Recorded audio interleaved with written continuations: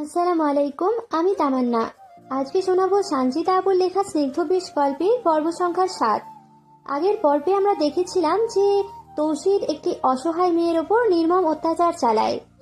তো চলুন দেখে নেওয়া যাক এই পর্বে মেয়েটির সঙ্গে কি করা হয়েছে এবং কেন তৌসির তার উপর এরকম অত্যাচারগুলো করেছিল। তৌসির ওর সামনে বসে ওকে জিজ্ঞেস করে ডকুমেন্টসগুলো কোথায়, দিয়ে দে মাগে। টিনা নিরস হয়ে মাথা দুদিকে নেড়ে উত্তর দেয়, অসম্ভব, আমি তোদের মতো পশুদের এভাবে জিততে দেব না।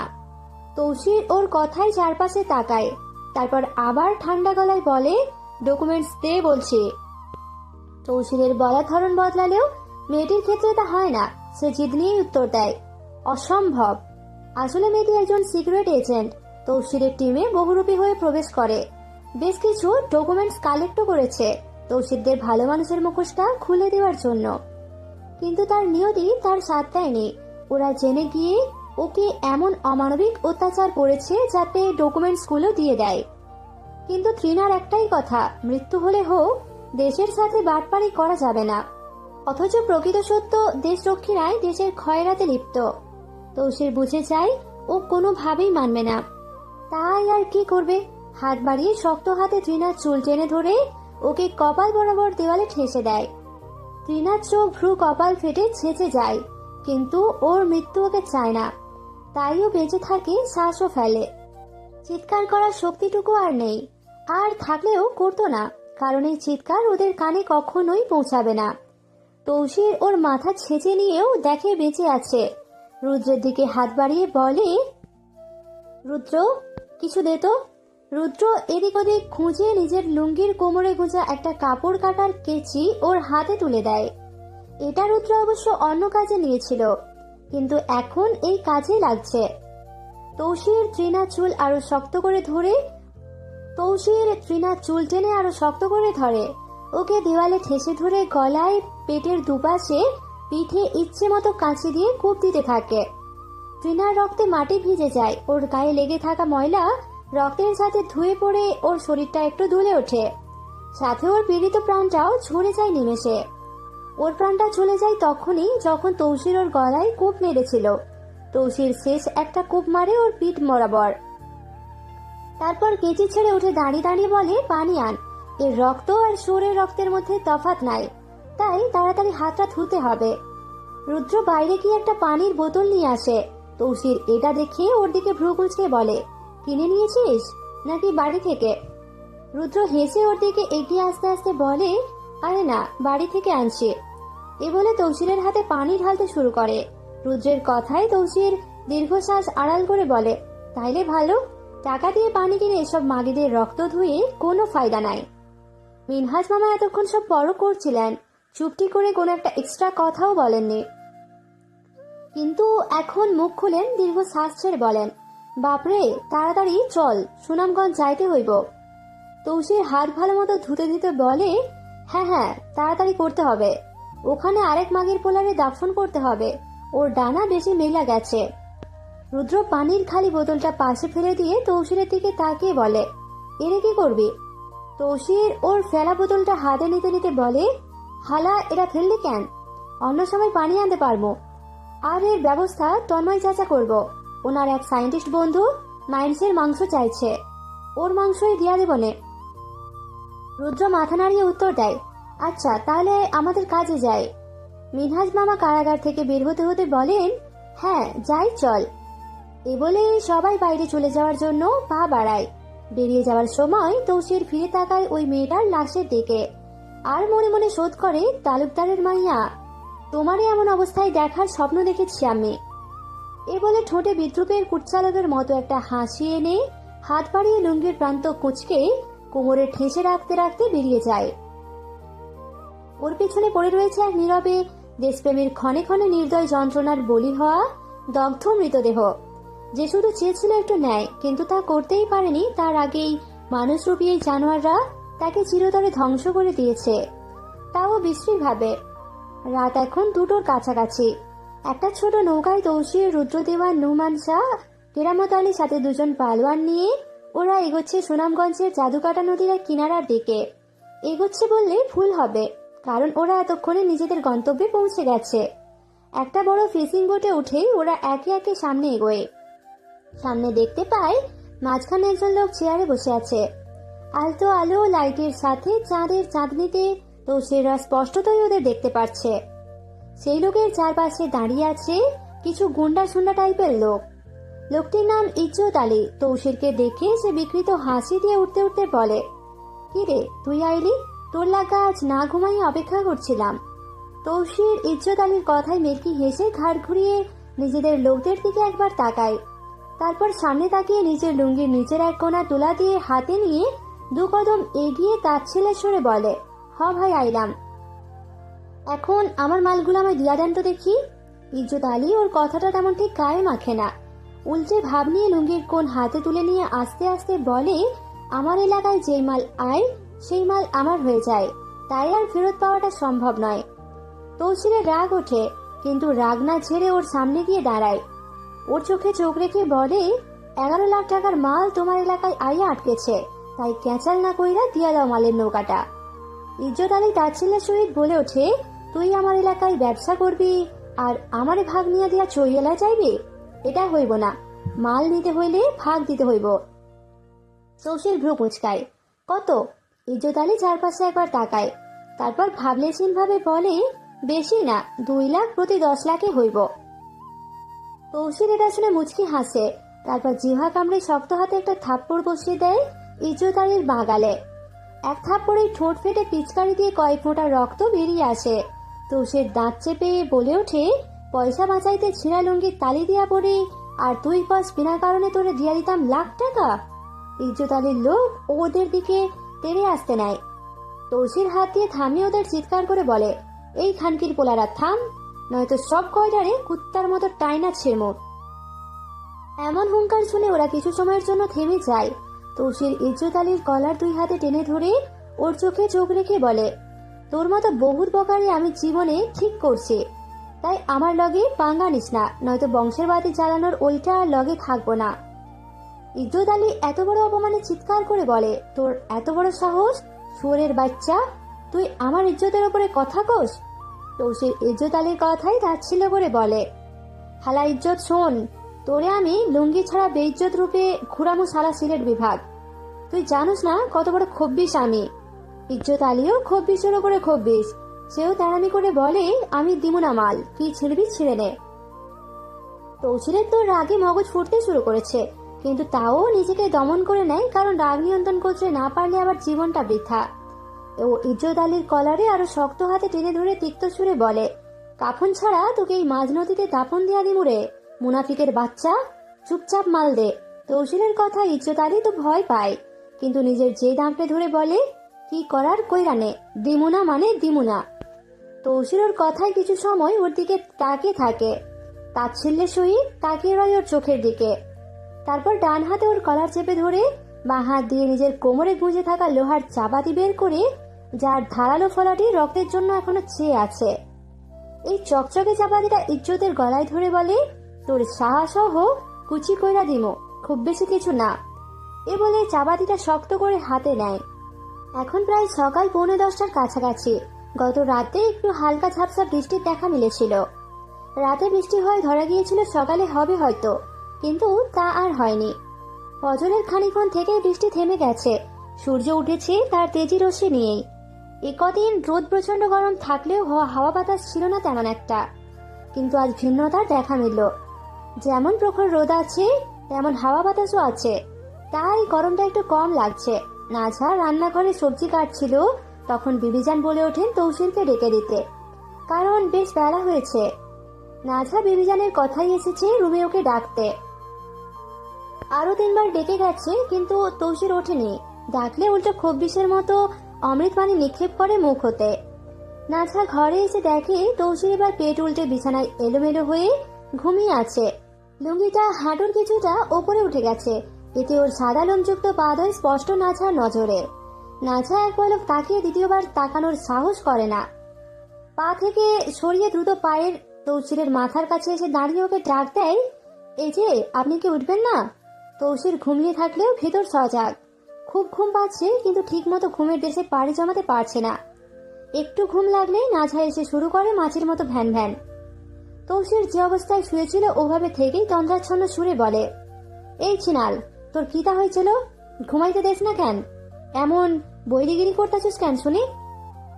নাজা তৌসিরের কথায় রেগে যাওয়ার কথা, কিন্তু রাগটা ঠিক ভর করে না। আর কি বা করবে, এমন বাণী ওর শুনতেই হবে। ওইবার কষ্টাঘাতের গলায় তৌসিরকে উদ্দেশ্য করে বলে, বিবিজান বলেছেন আপনি ঘুম থেকে এবার না উঠলে আপনার লুঙ্গি একটানে খুলে নিতে। নাঝার মুখের বাণী তৌসিরের কানে পৌঁছাতে ও আলস্যমাখা কণ্ঠে বলে, ছি ছি, কিসব বেজ্জতি কথাবার্তা কস, বেরি সুন্দর কইরা ক।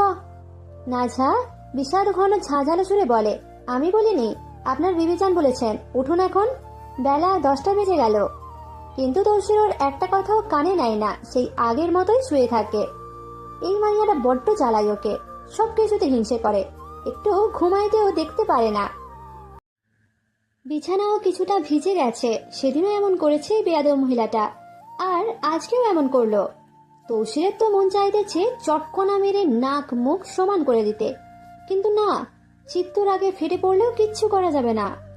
তৌসির উঠে নিজের পা দুটি আলগা করে সামনের দিকে প্রসারিত করে বসে, দুই হাতে দুই দিকের বিছানার চাদর খাবলে ধরে জোরে জোরে শ্বাস ছাড়ে, যাতে রাগটা একটু হলেও কম হয়। নাঝা তো ঠাঁই দাঁড়িয়ে তৌসিরের ওপর চোখ বুলাচ্ছে, এখন হয়তো ওকে দু একটা থাপ্পড় নিশ্চয়ই মারবে।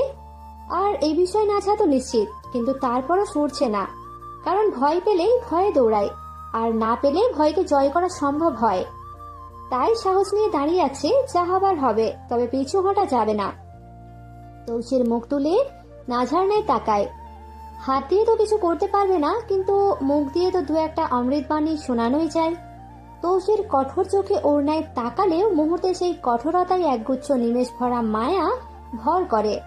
ভর যে করবেই, মায়া লাগতে যে বাধ্য।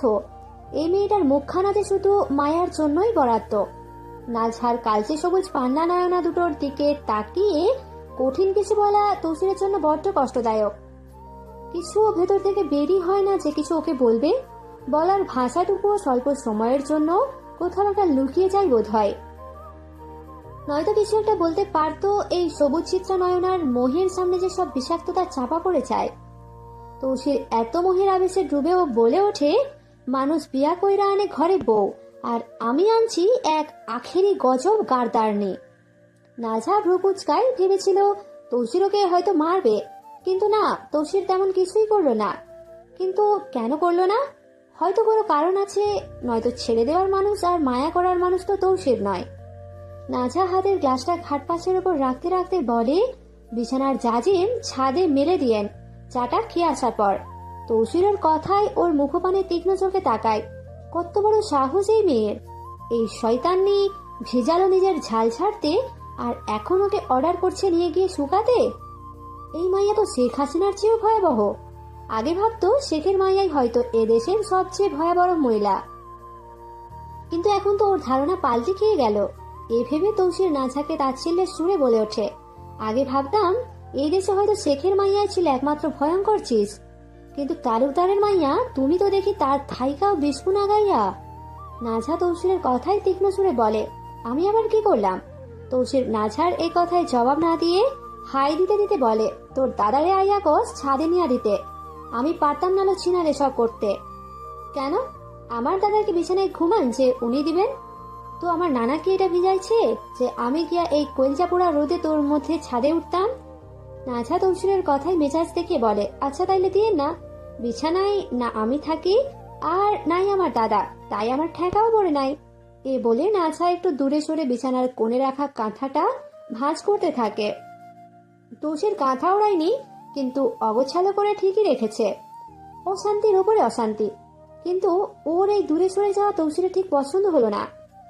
তাই কিছু মুহূর্ত চুপ থেকে নাঝাকে ডাক দিল, নাঝা এদিকে একটু আও তো। নাঝা ভ্রুকুচকে বলে, কেন? আও না, একটা কথা কইতাম। নাঝা কাঁথা রেখে তৌসিরের দিকে তাকায়, মনে হয় তৌসির কিছু বলবে, কিন্তু কি বলবে তাই কৌতূহল মেটাতে এগিয়ে এসে তৌসিরের পাশে দাঁড়ায়। ও দাঁড়াতেই তৌসির স্বল্প সময় চুপটি করে ওর ন্যায় চেয়ে রয়, তারপর আচমকা হাত বাড়িয়ে একটানে নিজের উরুর ওপর নাঝাকে টেনে বসায়। নাঝার ঝুড়িটা বেশ পাতলা, তাই একটানে নিজের এতটা কাছে টেনে নিয়েছে। নাঝার তো দম বেরিয়ে আসার উপক্রম, চোখ বড় বড় করে সামনের দিকে তাকিয়ে রয়। তৌসির এক হাতে ওর কোমর জড়িয়ে ধরে, অন্য হাতে ওর কাঁধে হাত রাখে। নাজহার চিত্ত তো ফাটতে শুরু করেছে এই ছোঁয়ার বিষাক্ততায়। নাজহা ঘাবড়ে যায়। ঠিক কি করতে চাচ্ছে তৌসির বোঝা কষ্টসাধ্য হয়ে যাচ্ছে নাজহার পক্ষে। তৌসির নাজহার কৃষ্ণ নয়নের ন্যায় চোরা দৃষ্টিতে তাকায় এক নজর। দেখতে পায় মেয়েটি এদিকে ওদিকে মিছিমিছি তাকাচ্ছে আতঙ্কে। তৌসির ওর হরিণ নয়নে এই আতঙ্ক দেখে স্বল্পাংশ সময় নাজহার তপস্বীর মুখপানে চেয়ে থাকে। তবে তৌসিরের এই চাহনির ফাঁকে এক চিলতে কিঞ্চিত হাসি লুকিয়ে রয় বটে। তৌসির নাজহার কাঁধ থেকে হাত তুলে ঘাড় পেঁচিয়ে ধরে। নাজহার গালে নিজের গাল চেপে নাজহার নাসিকায় নিজের নাসিকা ঠেকিয়ে জোরে শ্বাস ছাড়ে। মেয়েটির সারা দেহখানা পাথরের ন্যায় স্তব্ধ হয়ে যায় এই কাণ্ডে। ওর ভেতরখানা ছ্যাঁকা খেয়ে গেছে ভয়ে, কষ্টে আর বিতৃষ্ণায়। নাজহা এই মুহূর্তে অনুভব করছে ওর একটা ছিন্ন ভিন্ন শূন্যতা, যা ভয় আর ঘেন্নার ধোঁয়া হয়ে উড়ে যাচ্ছে।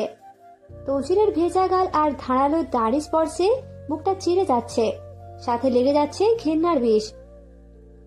তৌসিরের খোঁচা খোঁচা দাড়িগুলো ওর নরম গালে কাঁটার মতো বিচ্ছে।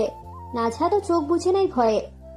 ওর শক্তি নেই তৌসিরকে সরানোর, আর না আছে ইচ্ছে। কারণ মেয়েটি জানে তৌসির আজ নয়তো কাল নিজের অধিকারটুকু নিয়ে নেবেই। এটা তো ওর অধিকার, এটা তো ওরই হক। এটা বোঝার পরও, এটা জানার পরও গা ঘিন ঘিনে অনুভব হচ্ছে কেন ওর। চোখ বুঝলেই তালহা ভাইয়ের স্নিগ্ধ মুখশ্রী ভেসে উঠছে। দম গলার কাছে এসে আটকে গেছে এই মুহূর্তে। তৌসির ওকে ছাড়ছেই না, উল্টে ওর ঠোঁটের কোণে নিজের ঠোঁট ছুঁয়ে দিচ্ছে মৃদু স্পর্শে। নাজহা নিম্ন স্বরে বলে, আমায় ছাড়ুন তৌসির, ভালো লাগে না এসব। তৌসির ওর কথায় চাপা হেসে ফিসফিসিয়ে বলে, আমার ছোঁয়া ভালো লাগে না? নাজহা তৌসিরের কথায় চোখ বুজে উত্তর দেয়, ভারী ঘেন্না লাগে। তৌসির নাজহার মুখের বাণী শুনে খানিকটা ছ্যাঁত করে ওঠে। নাজহার গালে আরো শক্ত করে নিজের গাল চেপে ধরে রুক্ষ সুরে বলে, তাহলে যার ছোঁয়া ভালো লাগে তার কাছে ভাঙা বইতে আমার গেছে বইলি কেন? নাজহা তৌসিরের কথায় ওর বুকে ধাক্কা দিয়ে নিজেকে সরিয়ে নিয়ে তৌসিরের চোখে চোখ রেখে বলে, আমার নিজ ইচ্ছায় কিছুই হয়নি। তৌসির নাজহার কথায় ওর দিকে খানিকটা সময় তাকিয়ে আর চোখে তাকায়।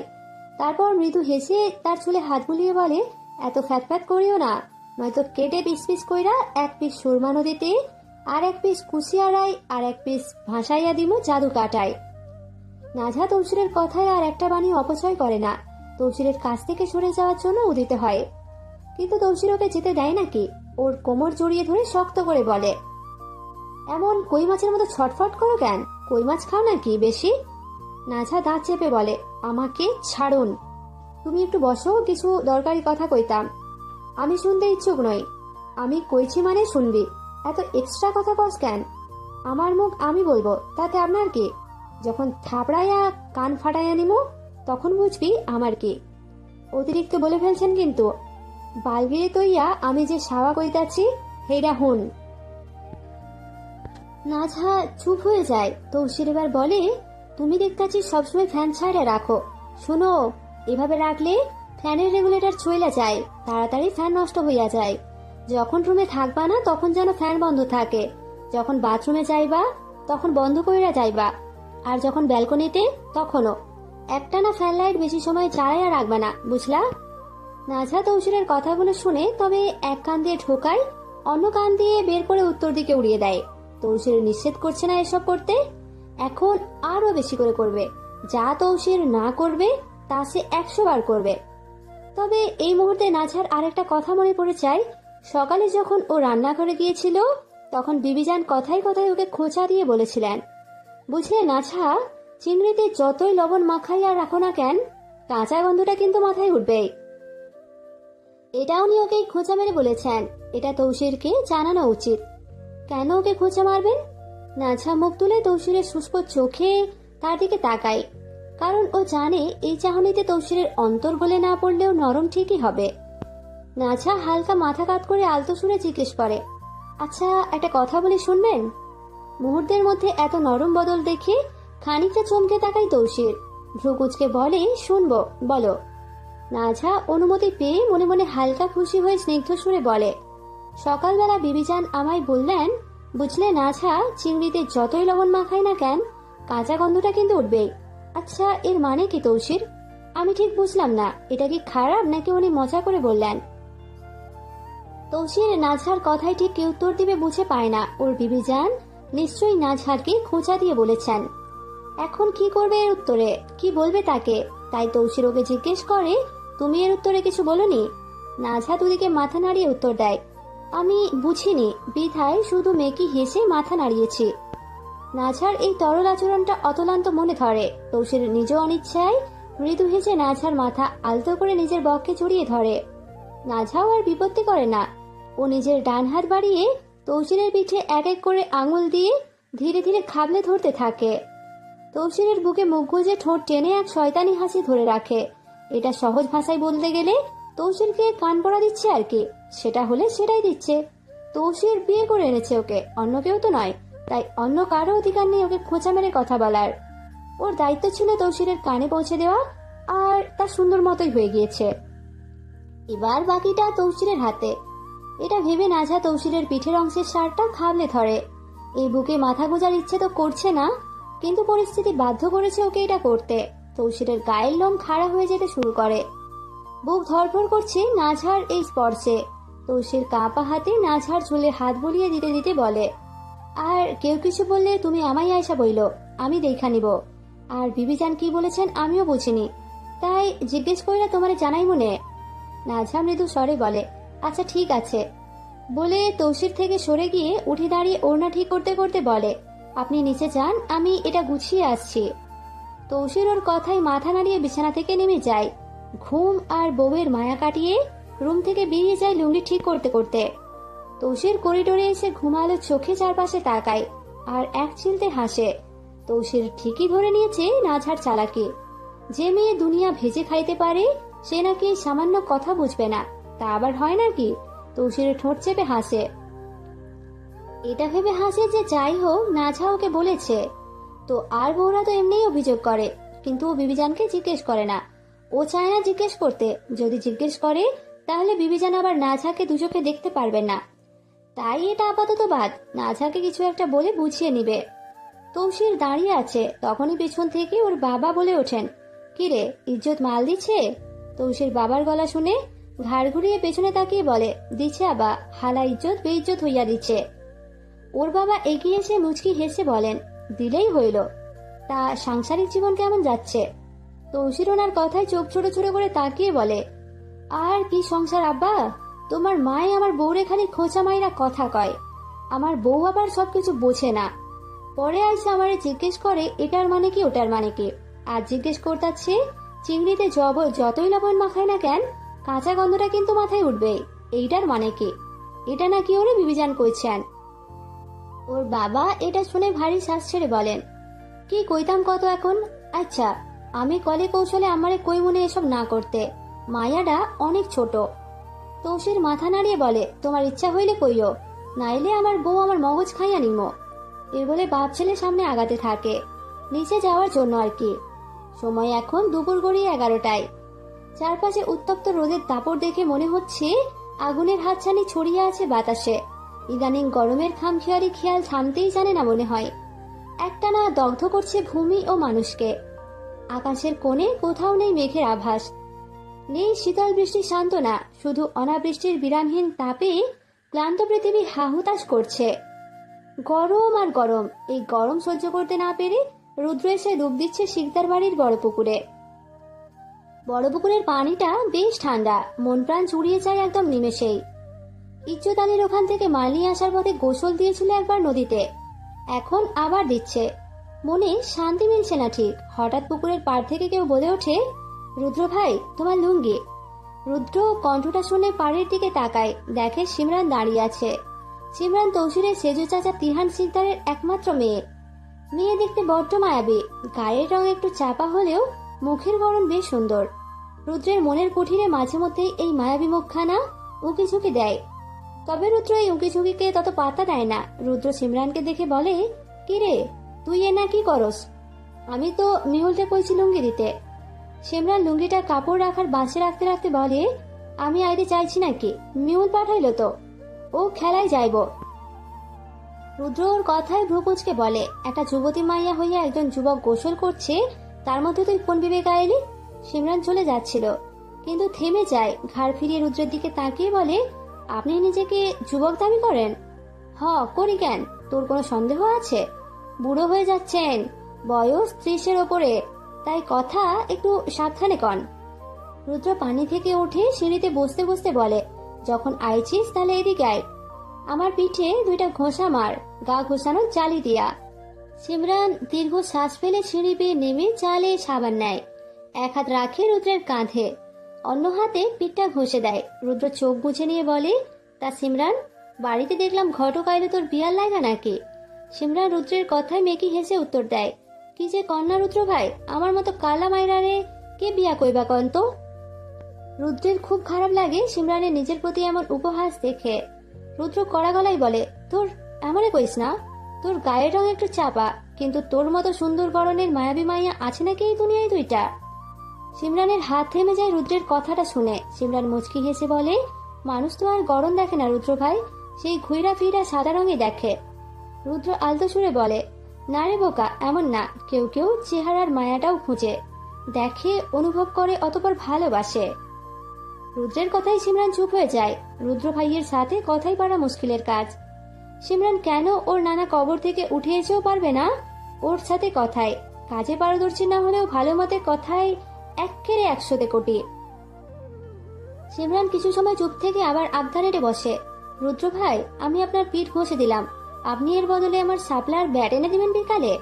রুদ্র ওর কথাই বলে, বিকালে পারতাম না, তোর লাইগা গোসল কইরা গিয়া এখন আবার ভিজতাম নি হাঁটু পানিতে নামিয়া, কাল আনবনে। আচ্ছা, এ বলে সিমরান জাল রেখে হাত ধুতে নিয়ে বলে, আমি যাই। রুদ্র মাথা নাড়িয়ে বলে, যা। সিমরান চলে যেতে নেয়, তখনই রুদ্র পেছন থেকে ডেকে বলে, এ সিমরান, নয়া ভাবি কেমন রে? মানে ভাবমূর্তি আর কি। সিমরানের নাঝার কথা জিজ্ঞেস করায় ও হতাশার সুরে বলে, কেমন জানি রুদ্র ভাই, খুব কম কথা বলেন, কাজ ছাড়া একটা শব্দও ব্যয় করেন না, একদম চুপচাপ। রুদ্র ভেলকি মেরে বলে, ব্যয় করবো কেন, তৌসিরের বউ বইলা কথা না। সিমরান আলতো হেসে রুদ্রের কথাই বলে ওঠে, তারপর বলে, হয়েছে, আপনি এবার তাড়াতাড়ি উঠে আসেন, বড় ভাইজান অপেক্ষা করতেছে ভাত খাইব বইলা। এ বইলা সিমরান চলে যায়। সিমরানের যাওয়ার পানে স্বপ্নাবিষ্ট চোখ নিয়ে তাকিয়ে থাকে রুদ্র, শুধু একটা আকাশচুম্বী হাসি দেয়।